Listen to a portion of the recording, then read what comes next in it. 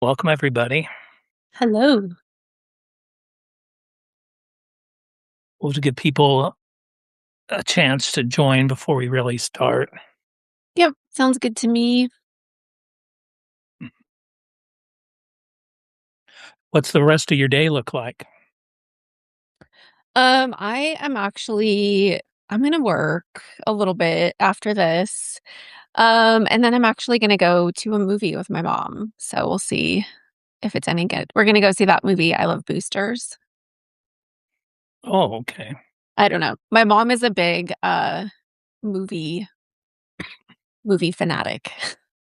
So, she sees everything. She, listens to, like, pop culture podcasts and listens to all the breakdowns of all the, like, movies and TV shows, so I just go along for the journey, and she gets to tell. There's my friend William. Yeah, I go to movies too. I was at one the other day. I went to The Sheep Detective by myself. Oh, my mom was just telling me about that one. She said it was so good. Did Yeah, you it like? was very cute. Yeah.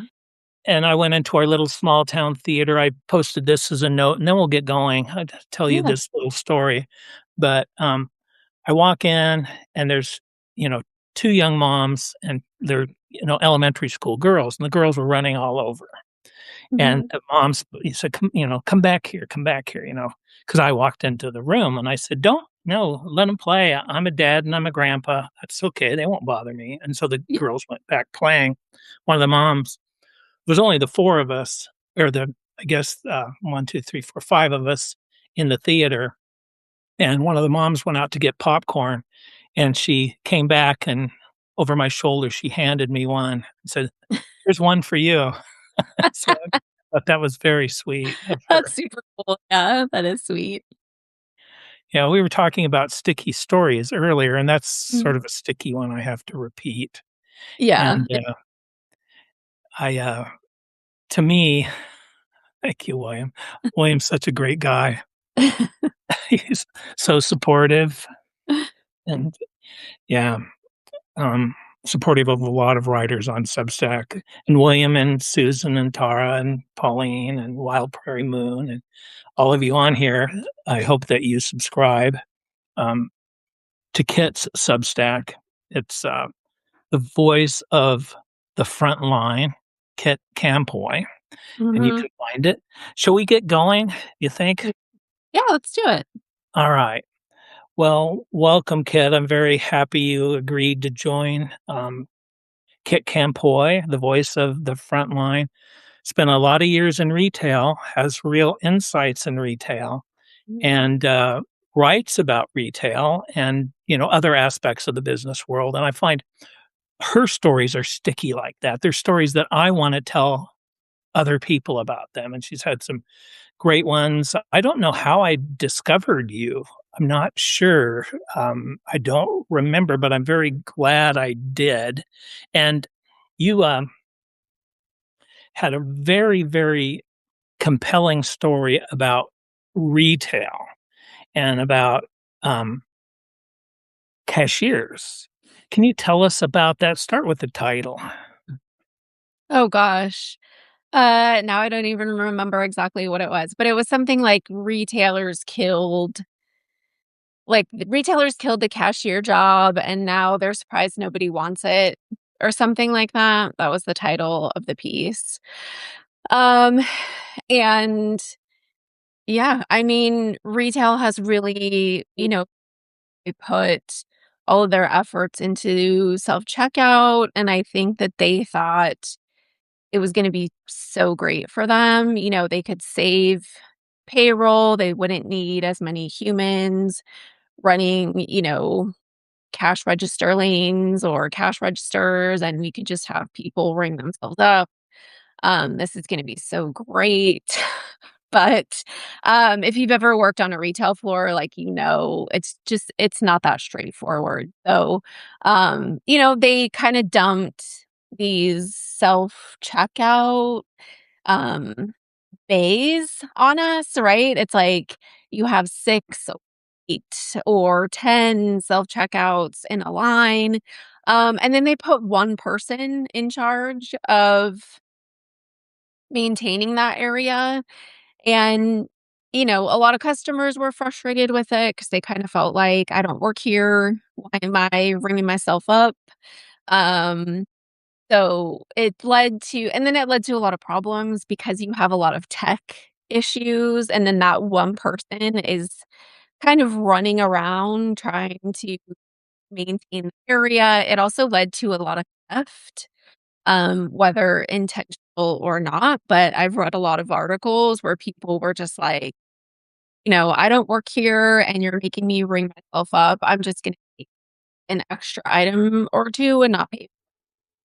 So, it's led to a lot of problems, and now retailers are trying to pull back on that a little bit, or actually a lot, and make it, maybe like a 10 items or fewer for self-checkout. They're trying to, like, figure out what that's gonna look like and more human cashiers again. So they kind of broke the job and then, now they're surprised that, like, nobody took that job. But that being a cashier was my favorite part, one of my favorite parts of being on or I loved cashier. I loved it because you really have the opportunity. You're the last you're the last person to interact with the customer on their way out, and you really have the opportunity to, like, make their day, make it really fun, you know? Um, and I love doing that, and it was a part of the job, and it just kind of a bummer to see kind of the way that it's gone. Um, yeah, that's what that article was. Well, and I don't really like scanning stuff myself. If I've Mhm. got a full grocery cart, it's just like I'm so slow, Yes. and I don't know how to bag it right, Yeah. and I like talking to somebody, Yes. and so, I mean, that's what I love to do is talk with people, but it's sort of a lonely thing, and then people, if they're waiting behind you, I'm too slow. Um, I don't know, I just like it. I don't like it, and, I mean, I will do it if I only have 1 or 2 things, but I'm never comfortable doing it because I feel like I've stolen someone's job, is how I feel. Mm. Mhm. That me not and it's the same thing with pushing shopping carts back.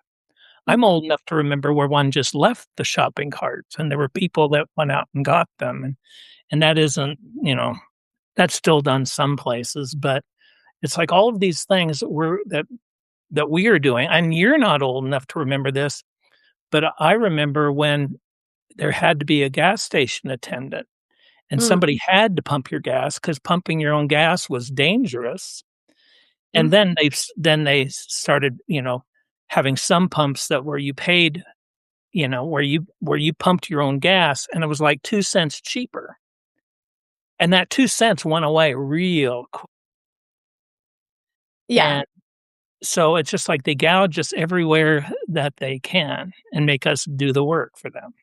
Right. That's kinda what it feels like. Yeah. Yeah. But, yeah, to your point about, like, especially at a grocery store, if you have, like, an entire cart full of groceries, I mean, if there's a human cashier, I'm gonna go to them every time. Every time. Especially with all the different, like, fruit codes and then, like, weighing everything, I'm like, "I'll just have someone else do that." That'd be fine.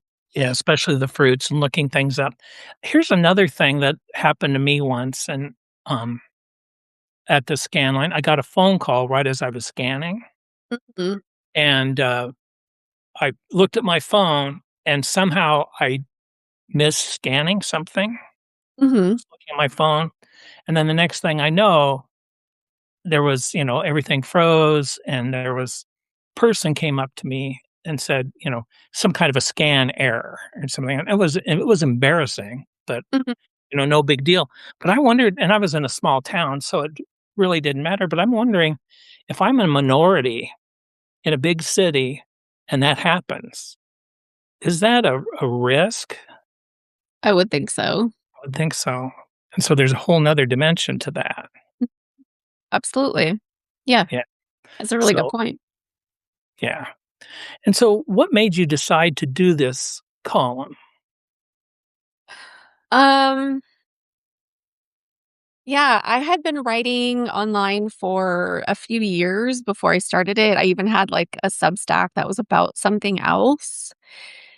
And I really wanted to tell like I tell these people's stories. Like, what is it actually like um to work on the front line? What is it actually like when your company is going bankrupt?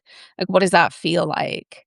And I kind of just had like it was literally like a brainstorm one day. I had been um driving back. I went to Las Vegas for this retail convention, and I had driven back home, and it was like a 6-hour drive, and it was just one of those things where I had been kind of in a mix of different areas, and I had had enough time alone driving to be thinking, and I got home, and it was just like, "This is what I wanna write about, people's experience on the floor. I wanna tell their stories." And the name, like, the voice of the Frontline just, like, popped into my head, and I was like, "This is it, like, this is what it's gonna be." And after that 6-hour drive, I just sat at my computer, and I completely revamped my Substack. I, like, designed the logo. I just did it all this work, like, right after that. I was just like a woman possessed. And then when, Rue 21 was going bankrupt, which was really, like, what caught a lot of people's attention when I wrote about that.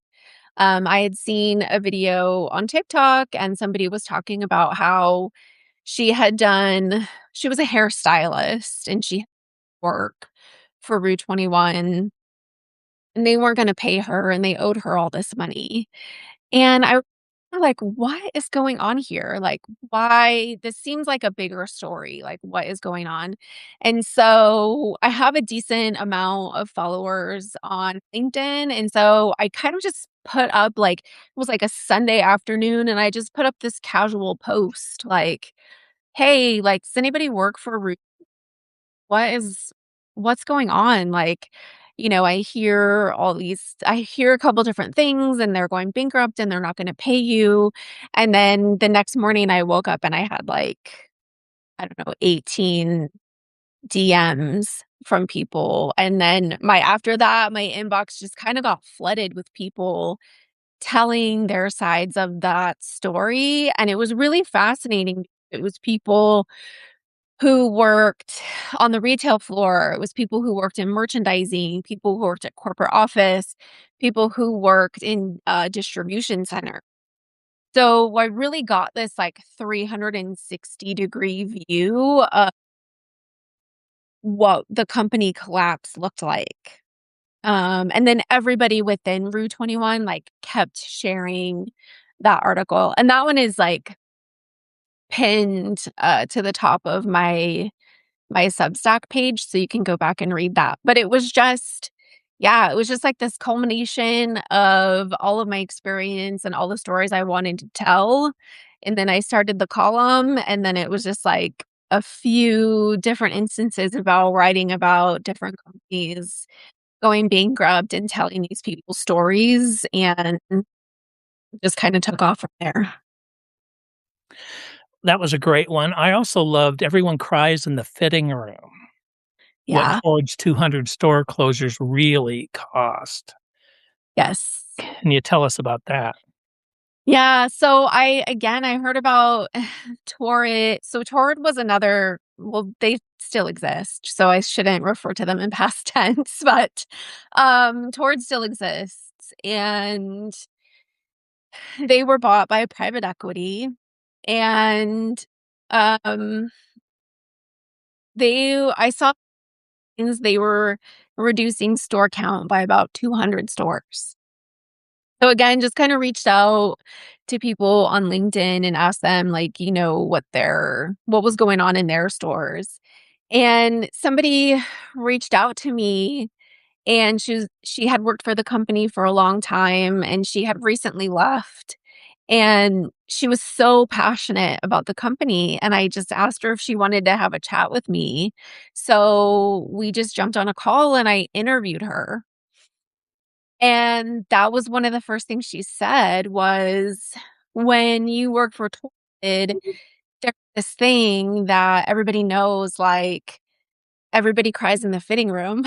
And I was like, "Tell me more about that. Like, that's so f like, tell me what's behind that?" And she just we talked for about an hour, and it was just this space where plus size women could find their community. They could find people that really got what it was like to be plus size. They could find clothes that fit them. It was like this immensely positive experience.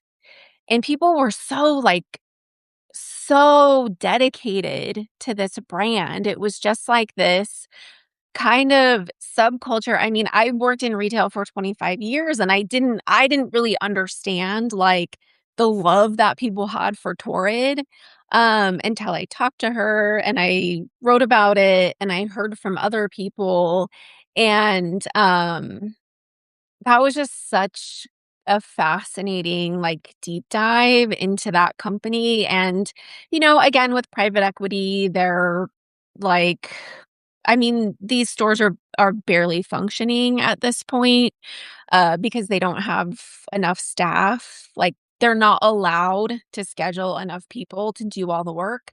Um, and I just thought, wow, Torrid has Torrid has what, like, every retail company wishes they had, which is this passionate, devoted segment of people who love each other, who love the product, who will stick up for each other, will support each other. And I just kind of felt like the people that are running the company just don't get that. Like, they're just willing to kinda, like, scrap it all, um, right, to, like, satisfy the shareholders, and I don't know. I don't know how much longer it's gonna last, honestly. Like, reducing 200 stores is a lot, and the people that I've heard from that still work there are having a really difficult time. Um, but that was really, really fascinating for me to write, and I learned a lot too. Even with my retail background, I learned a lot about that company and the people who worked there. So, And I forget who the author was, but sometime in the 1980s, late 70s maybe, some prominent economist said that corporations owe nothing to their community, owe nothing to their staff, owe nothing to their workers.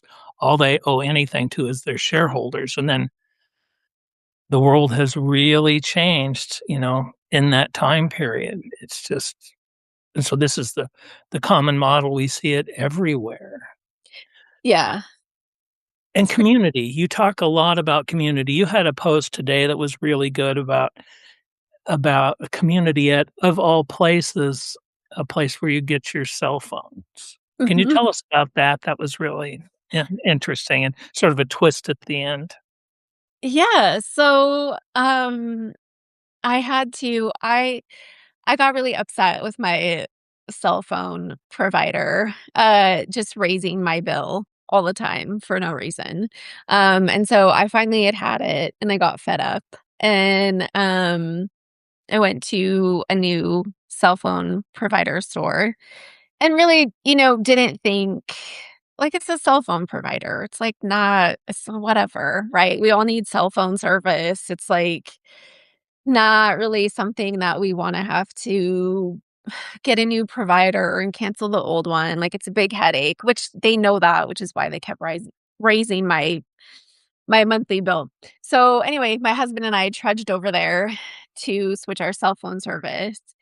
And, uh, while we were there, the store started to get really busy, and this elderly woman came in with her husband, and she was really upset, she was really frustrated, she didn't understand something about her bill, and I have to tell you that everyone in this store was so kind and patient with her. They were just like, let her be frustrated. They listened to her. They were like, okay, like she had to call their customer service line for something, and she was frustrated doing that, but, like, the people in the store were, like, ready. Like, she was on the phone, but they were, like, ready to help her out, and, like, walk her through it because she was, like, so frustrated. So I was sort of listening while we were getting our cell phone service switched. I was sort of listening to all this commotion behind me with this upset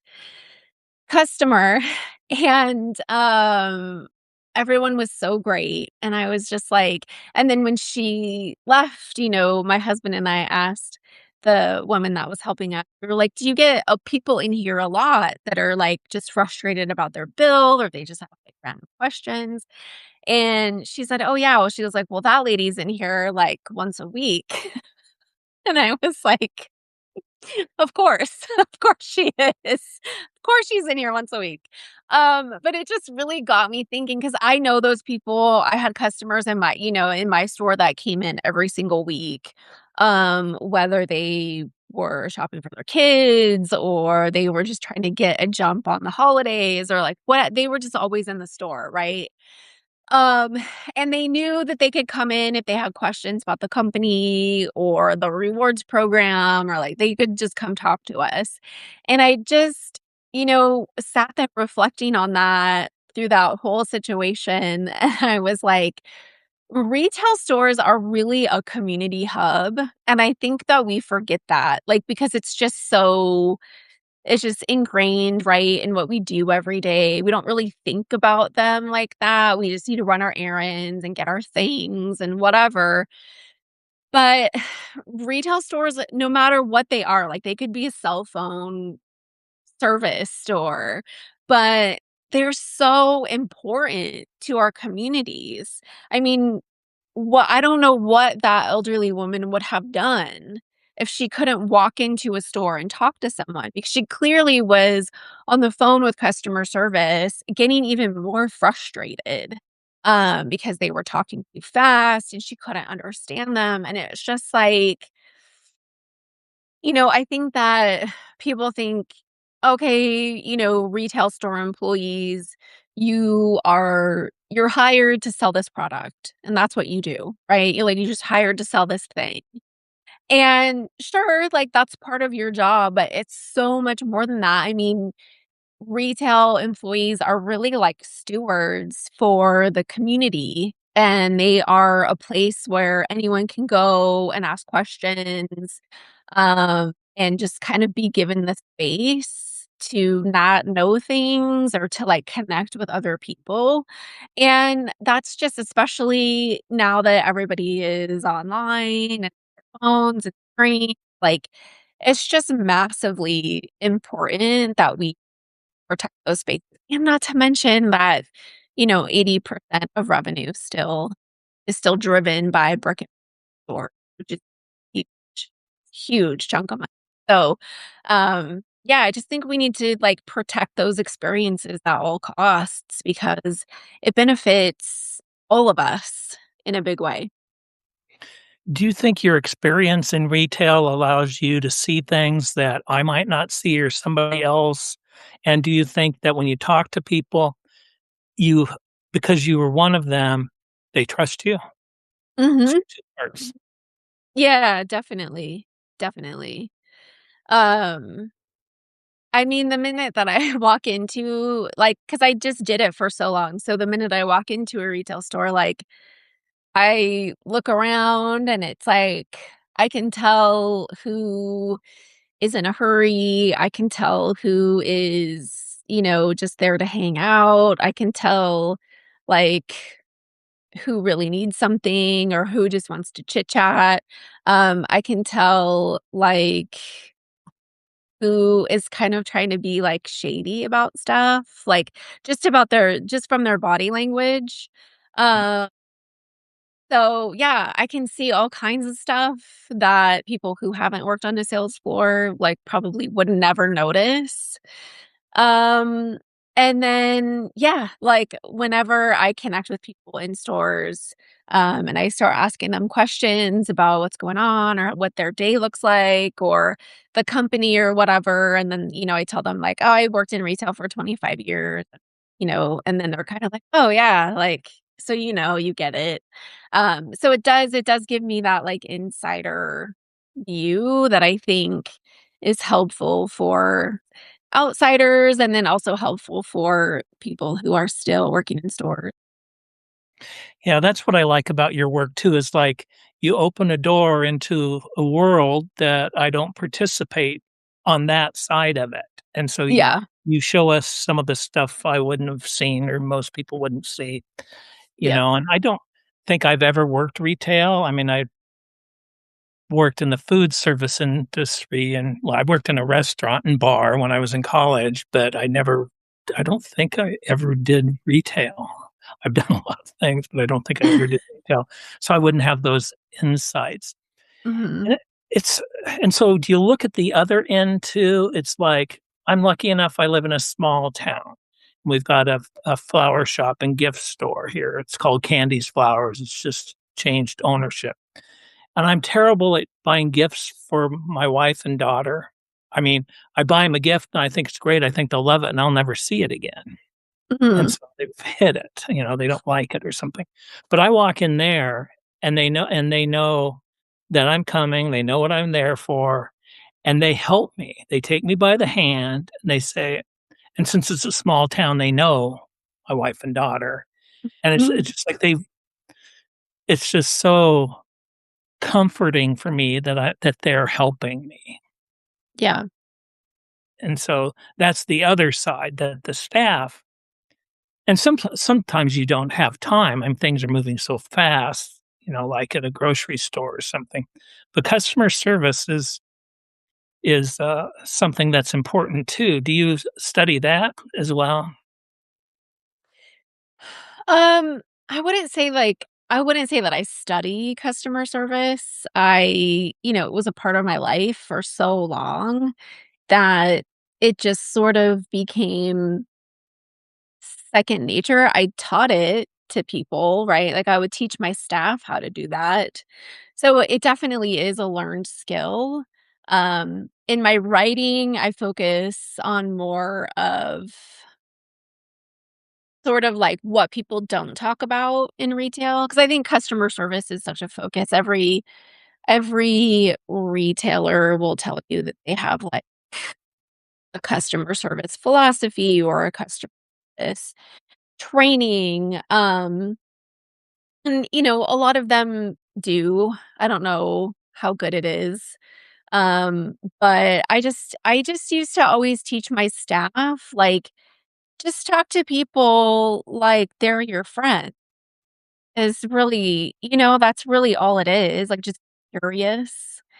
And, I would have customers come in and with issues, with things that had fallen apart or problems with whatever.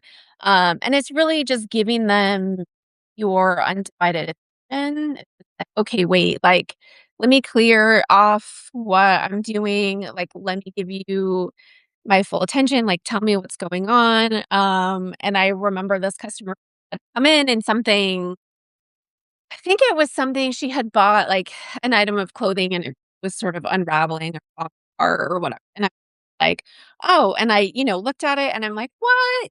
"That's what is going on here? Like, this isn't right, like, okay, let me go ahead and, like, you wanna get another one? Do you want your money back? Like, what's going on?" Like, just be like, you don't need to be, like, professional, like a robot, like, just kind of natural with people, um 'cause that's really what customers are looking for, like, they're just looking for someone who's real and just sort of gets what they're saying and can also, like, get them on with their day. You know, if it was something like something broke and they wanted the exact same thing, I'm just here you go.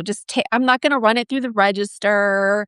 I'm not gonna, like, make you wait and do all this other stuff. Like, here, just take the new one and, like, sorry that broke. Yeah, okay. Um I think where, the customer service that gets really frustrating is when people are always like, "Our policy says," or "We can't do that," or "I'm not sure if we're allowed." Like, that takes a lot of training to just like, "Okay, does this obviously broke obviously, like, you'll just replace it day," or, is someone trying to return a pair of sunglasses that they wore for 2 years? Yeah, that's not we're not gonna do that for you, you know? So, it's sort of like common sense, but also a lot of that. So, I don't write about that a whole lot. I don't write about customer service a whole lot. Um Kinda write about the other side, what it feels like to be on a sales floor, in a stock room, stuff like that. But, I think customer service is massively important. I think a lot of people get it wrong because they just like, "Oh." You had a very popular one of your more popular columns was about boycotts. Can you tell us about that? Yeah, that one, I think I wrote that about a year ago now. That one really took off. It was when the Trump administration took over and really started going hard against DEI, and a lot of companies were like, Target is one of them, who people are still mad at Target for that. Target really flipped early, and they backed off their, DEI. They said, "Okay, okay, like, we'll take back basically, like, our DEI." And customers got really mad, and rightfully so. Um, and they also pulled back their commitment to buying Black-owned brands and showcasing Black-owned brands, and, it was a big mess. And so everybody was just like, "Boycott this, boycott that," like, and I wrote about that, yeah, a year ago. I can't remember who else was in there, but Target was the big one. Followed Target and Walmart, but people are always mad at Walmart. And I write about Walmart a lot, and I understand why they're mad at Walmart. Um, Walmart is now the 2nd. Amazon just took over, but Walmart in America, and they make billions of dollars, and they don't care how nearly enough. Um, but the boycott ones are always that one really took off. I think it just hit at the right time and addressed what a lot of people in the they were, uh, really upset about the yeah, uh, and so that one kinda just hit at the right. Well, great. Well, thank you. We're starting to lose a little bit of your signal, and we were going to go about 40 minutes. We're at 34 now, but most of the time it's been very good. I want to Mhm. thank you for joining. I want to thank our audience, our live audience here for coming. And again, this was Kit Campoy, the voice of the Frontline. I just love her Substack. I love her column. She's a fantastic writer. She's writing about things that are very much in our life's experience, but she's sort of opening the door, teaching us and about a whole nother world that we're close to, but don't necessarily understand. And so I'm very grateful for her joining us today and for you in the audience. And please subscribe if you're so inclined. The voice of the front line, if you can afford it. A paid subscription would be wonderful. Most Substack writers count on some people to pay. Kits like me, she says that all of her work will always be free, so will Mhm. mine, and so don't hesitate to subscribe. I encourage you to do so, and again, thank you, everybody, Thanks, everyone. Thanks for joining. Thank you for having me. It was a pleasure to talk to you. and to you. Bye-bye, everyone. Bye.